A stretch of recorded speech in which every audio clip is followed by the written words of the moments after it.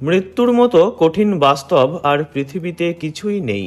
শেষ কয়েকদিনে বহু তারকার মৃত্যুর খবর সামনে এসেছে। আবারও এক বর্ষিয়ান তারকা পাড়ি দিলেন না ফেরার দেশে। অভিনয় শুরু করেছিলেন থিয়েটার দিয়ে।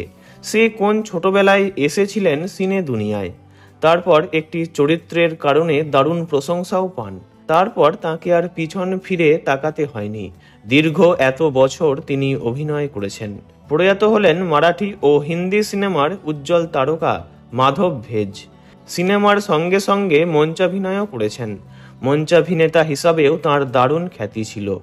শুধু তাই নয়, বহু বছর ধরে তাঁর অভিনয় সিনে দুনিয়াকে সমৃদ্ধ করেছে।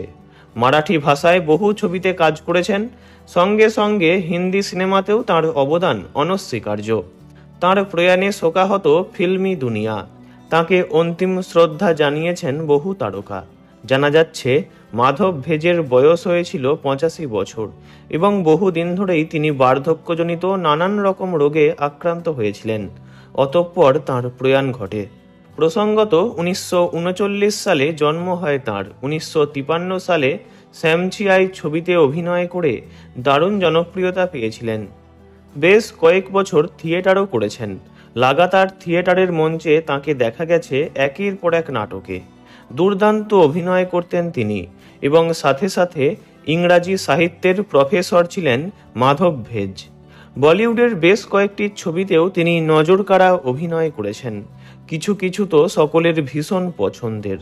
তার মধ্যে আমির খান অভিনীত 3 ইডিয়টস, তারপর ডিয়ার জিন্দেগি, ছাপ্পার ফার্কের মতো ছবি উল্লেখযোগ্য। 3 ইডিয়টস ছবিতে তাঁর অভিনয় এখনও ভোলেননি কেউ। পরপারে যেখানেই থাকুন ভালো থাকুন তিনি। ওনার বিদেহী আত্মার চির শান্তি কামনা করি। ভিডিওটি এই পর্যন্তই। বিনোদন জগতের সব রকম খবরাখবর জানতে চ্যানেলটি অবশ্যই সাবস্ক্রাইব করবেন। ধন্যবাদ।